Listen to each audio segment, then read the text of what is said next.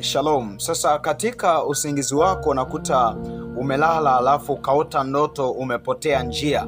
Yaani umelala alafu unaona kuna sehemu unatakiwa uende, au kuna sehemu unatakiwa ufike, kuna sehemu unatakiwa uelekee, na ndani ya moyo wako kwenye hiyo ndoto unaona unawiwa kufika hiyo sehemu, unawiwa kuenda kwenye hiyo sehemu ambayo unataka kwenda. Lakini kwa namna ya ajabu katika safari yako hiyo ambayo unaiendea au ambayo unaenda, unakuta umepotea njia. Yani unatafuta njia, unaona kabisa umepotea, unajaribu kwenda huku na kule, unaona kabisa umepotea. Sasa kiroho ukiota ndoto ya namna hiyo, pale ambapo unaona unaletewa ndoto, unaona umepotea kabisa njia, haujui unakoenda, haujui unakoelekea.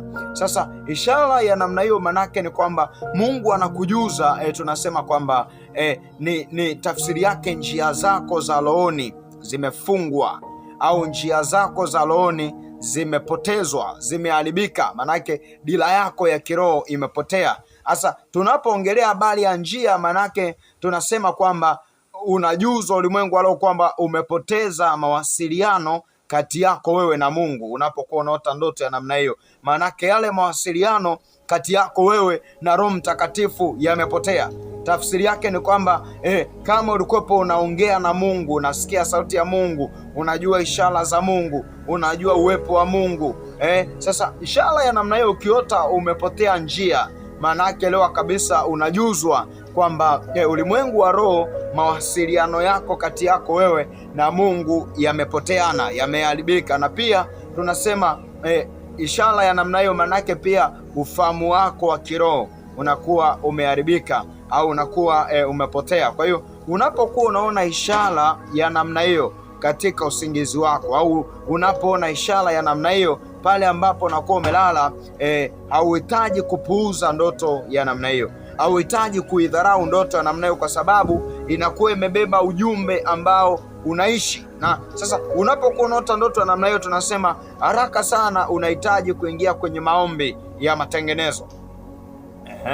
Katika maombi ya matengenezo, au tunasema katika maombi ya toba, maombi ya kujiweka vizuri kati yako wewe na Roho Mtakatifu, ili muunganiko wako kati yako wewe na Roho Mtakatifu, kama umepotea, Mungu aweze kurejesha tena. Kwa hiyo kiroho, pale ambapo unakuwa unaota ndoto ya namna hiyo, unapoona umepotea njia, umekosa mwelekeo, unahitaji haraka sana urudi magotini mwa Bwana kumwomba Mungu, kama Mungu, mahali popote ambapo nilipoteza ufahamu wa kiroho wa kusikia sauti yako, wa kusikia maelekezo yako, wa kusikia maagizo yako, ninaomba unirehemu ili niweze kutembea katika maagizo yako, niweze kutembea katika maelekezo yako ambayo unataka niyaendee. Kwa hiyo wapo watu wengi walienda kwa akili zao wakajikuta wamepotea njia, wakaenda kwa ufahamu wao wakajikuta wamefarakana na Roho Mtakatifu. Kwa hiyo ishara ya namna hiyo manake unajuzwa kwamba